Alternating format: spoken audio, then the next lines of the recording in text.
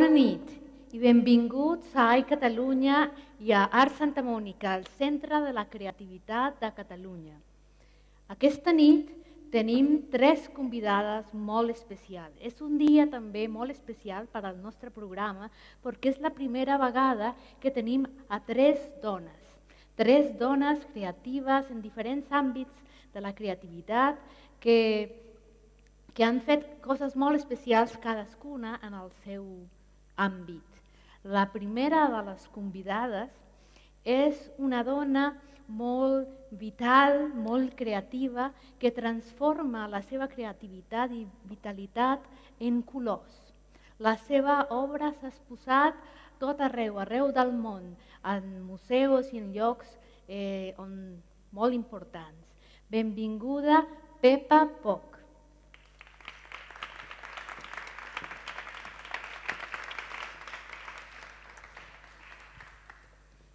Hola, bona nit. Em va demanar Patricia que vingués aquí a explicar una mica la meva trajectòria i qui era jo, i penso que les imatges diuen més que el personatge. Jo sóc una dona de color, però ara estic blanc i negre. Em sento més senzilla i més humil. M'ha costat molt que em portessin avui fins aquí, perquè realment on jo tinc que estar és aquí, en el meu taller, en el meu estudi i donant-me a conèixer per l'obra. Sé que és important explicar, és el que em deia ella, una mica com és un i fins on ha arribat. Jo agraeixo on estic ara i on puc penjar les meves obres, gràcies a molts, a tots, però molts els que esteu en aquesta banda d'aquí, gent que comunica, que explica qui és Pepa Poch. Pepa Poch és de Barcelona. Avui he tornat a néixer perquè jo crec que cada dia em sento que neixo cada dia és molt important. Estic a punt de despedir-me de la meva mare, que és una dona que té 88 anys, i per això jo ara em sento una mica com amb l'emoció de saber que la vida gira i que ara em toca a mi tindrà una sensació diferent. Les sensacions de Pepa Poch es transmeten a través d'obres com aquesta que esteu veient aquí, que es titula One Way to Love, que està inspirada en el mar de Xina, de Filipines, que veia d'una història d'un quadre que es titula La vida, que són passarel·les que jo em vaig trobant en el mar i que m'acompanyen i que m'hi sento molt identificada. Aquí veieu porcelanes, veieu a Pepa Poch parlant amb el mòbil, el blog, tot per intentar que el tema que fas i el que tu sents surti endavant i la gent ho vegi i tingui un sentiment. L'únic que jo puc dir és que pinto sentiments i no escric ni soc doctora, però també podia ser escriptora o doctora, serien unes altres professions o maneres de sentir que jo faria. En aquest vídeo Patricia em va demanar que portés diverses imatges. Quan em va dir 18 minutos de vídeo, dic, ¿cómo? 18 minutos de vídeo. Jo en tinc 54 anys, 18 minuts de vídeo no són res, amb 54 anys. Això és pintant a Lanzarote, per exemple, fa uns anys. Tota la trajectòria que té un artista és molt emocionant perquè aquí ho explico. El més impactant és quan algú es posa davant de la teva pintura, de la teva obra, i es posa a plorar. I dius, però ¿usted por qué llora? Diu, porque este cuadro es mi padre. Dic, pero ¿cómo va a ser su padre si es un barco oxidado de la serie aquesta?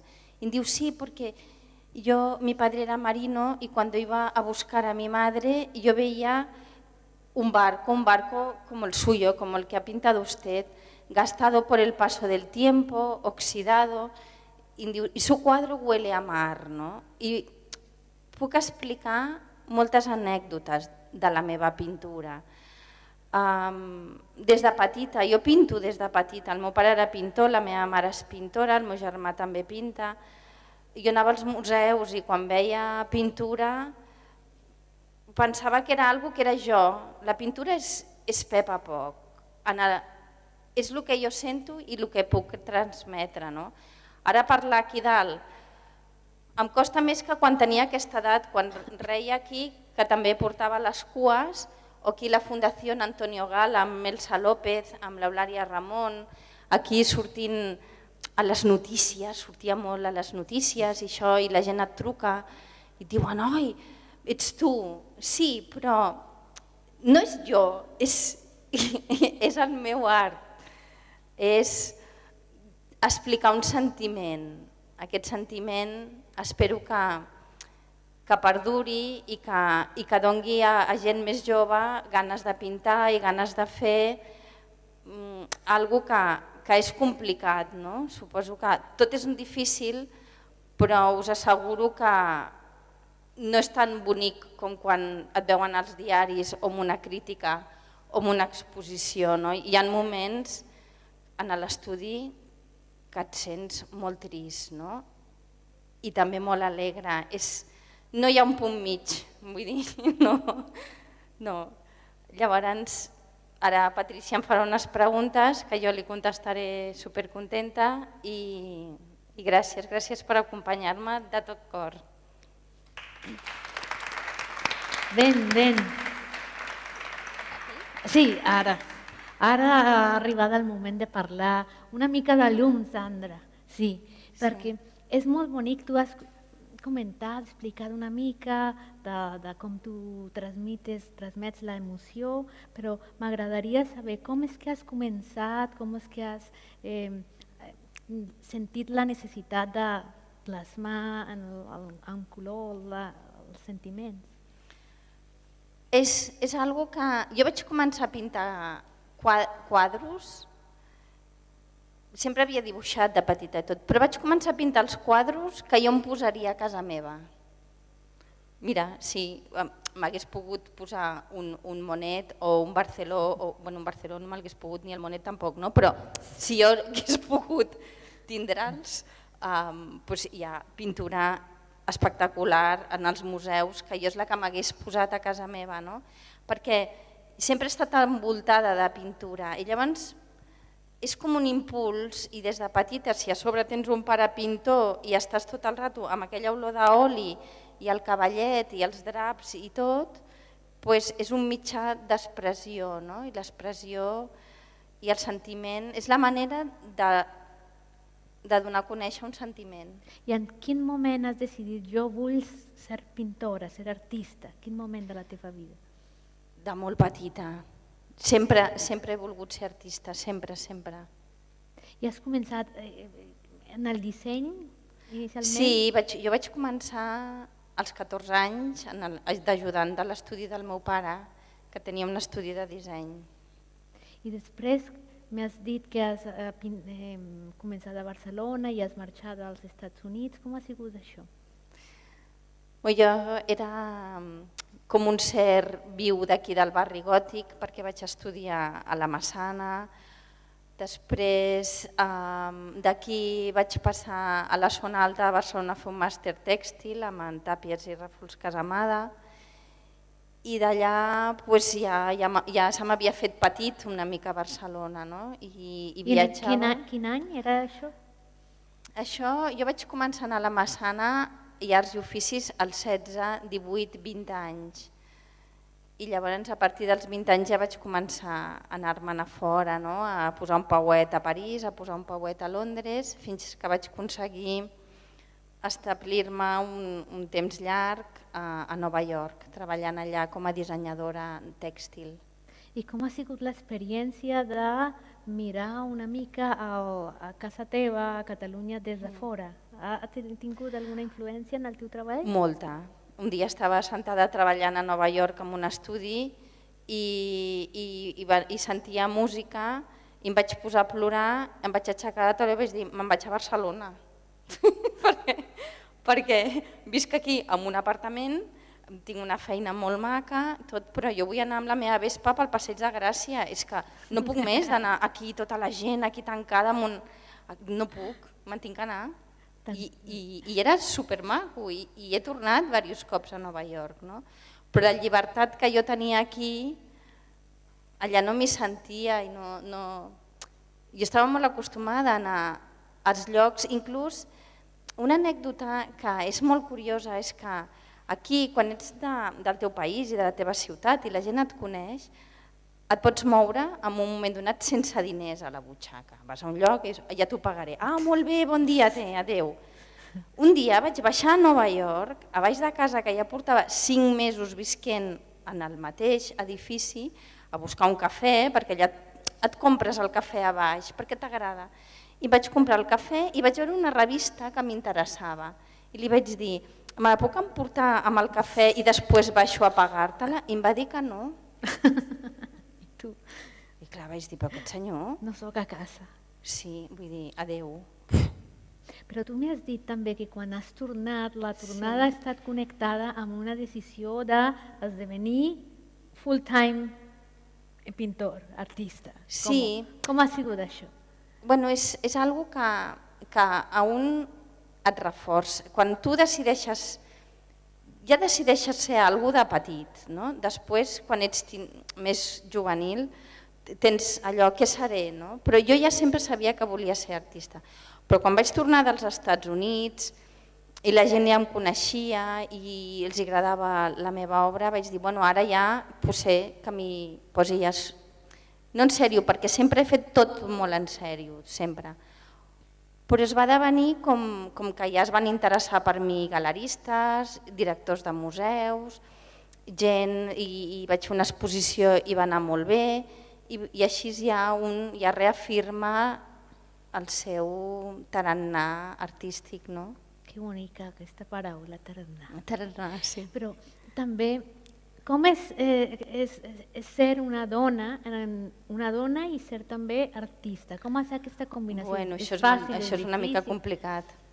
Una dona, mira, tots sabem que hi ha artistes, pintores molt reconegudes d'èpoques antigues que firmaven amb un pseudònim. No podien dir que eren dones.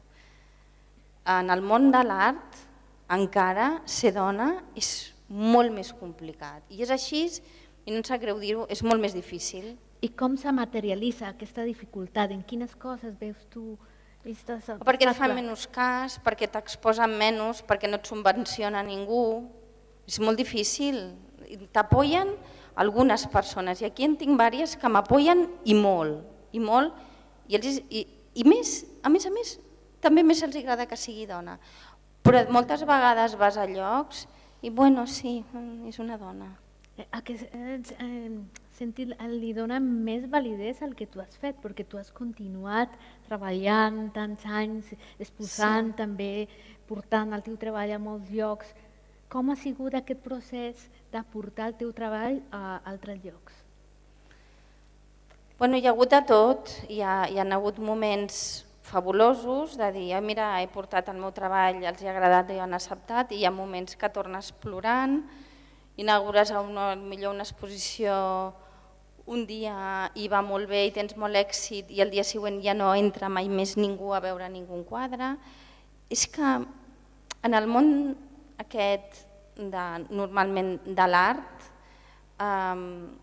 ja se sap, es continua dient, tens que tindre molta publicitat, padrins que diuen coses així, però en el meu cas ha sigut la meva manera de ser, la meva força i no deixar-me vèncer perquè potser les coses no et surten com tu vols. I ara podem passar al moment de les preguntes de la gent. Si la gent d'aquí que està al públic, aquí, a l'audiència, aquí, voldria fer una pregunta, ho podem fer. Si no, podem fer... Però hi ha una oportunitat, no? També la gent que està connectada té preguntes i hi ha una pregunta d'alguna persona que sap que tu és d'aquest comitè mundial que decideix els colors de cada any. Com és això? Em pregunta. La International Colors Authority és una entitat del color i que va ser la primera, aquesta entitat té 40 anys i va ser la primera que va crear una carta de color per fer la moda, el pret-a-porter, i jo he sigut membre d'aquesta entitat durant 15 anys. I com funciona això? Ens reunim 12 persones de diferents països amb un criteri i uns estudis sobre el color i decidim quin serà el color més indicat de tendències per portar i crear i fabricar. I també pregunten de les dimensions de la teva obra, perquè tu ets una dona petita, com jo, i les teves obres són molt grans. Com és que tu t'aproximes a aquestes dimensions? Perquè m'expresso molt millor, perquè la meva obra té molta matèria. I llavors un quadre petit amb molta matèria també és molt bonic, no? I també n'he fet alguns de petits, però penso que veure l'obra i cada vegada jo pintaria molt més gran encara, no? El que passa que després és molt complicat moure l'obra i tot, perquè ja hi entres, no? Et forma part d'un entorn, d'un espai, no? M'agrada molt l'obra, molt gran. Me'n recordo quan era petita i anava amb el meu pare a museus o a Madrid mateix al Prado i això que hi ha aquells quadros, Velázquez i aquells que dius però el caballero aquell que està allà dalt, no? Que bonic, no? Aquestes obres. M'agrada molt l'Anglada de Camarasa. L'Anglada de Camarasa té uns quadros de 6 metres d'alçada. I penso que bé, no? Poder un dia realitzar aquestes pintures amb aquests formats. I també demanen sobre el color. Com és que decideixes el color, les combinacions de colors, o com és la inspiració connectada amb el color? És que és innat, és que jo sento amb color. Com sinestèsic, una mica. Sí, el color és una cosa que ho visc molt, no? Per mi el color és un sentiment, el color és una cosa que no sé, que m'agrada, que és jo. I quines coses que desencadenen la emoció o no és la emoció, és que estic traduint i al català, no l'emoció, la inspiració per començar un tema específic. La meva inspiració és la meva vida. Si la gent que vagi coneguent la meva obra va veient el que jo vaig visquent a la meva vida, és el que jo pinto en el meu entorn. Jo ara l'any passat vaig estar a Filipines, he pintat Filipines perquè em va crear un sentiment emocional, un xoc emocional molt potent. Per què? Perquè és un altre món, perquè hi ha un sentiment i perquè vaig estar en uns llocs que ara ja no existeixen. Vaig estar en unes esglésies d'una illa que es diu Bohol i va passar un terremoto, un hardware d'aquests, un terremot, i ja no hi és. I jo en aquella església hi estava amb una persona que l'estimo molt, una doctora, que l'havien operat d'un tumor cerebral i estava ella amb mi i estàvem davant d'aquell altar. I jo ara, de les meves últimes obres, són aquests altars d'aquest sentiment de Filipines. Que bonic, la teva obra està connectada, l'ho has dit moltes vegades, el sentiment, l'emoció. El sentiment, la meva obra és un sentiment. Jo pinto barcos perquè vivia en un vaixell i perquè des de petita anava a pescar amb el meu pare, perquè m'agrada molt el mar i hi ha trossos d'un barco que diuen tot, no? I pinto una tetera perquè és la tetera que tinc que prenc el te, pinto el que m'envolta i el que sento.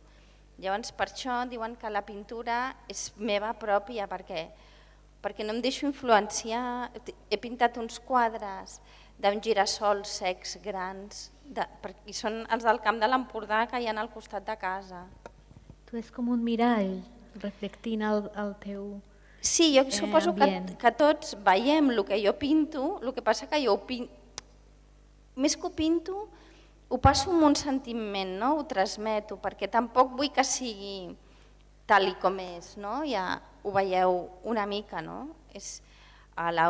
L'anterior col·lecció era Sueños de La Habana, no? I vaig pintar moltes coses de Cuba. Ai, que bonic, podríem parlar fins demà o fins al pròxim any, però hem arribat als nostres 18 minuts que mira que s'hi han passat volant. Moltíssimes gràcies, Pepa Poch, per aquest moment que has compartit amb nosaltres i et tornaré a convidar una miqueta més tard. Moltes gràcies. Gràcies.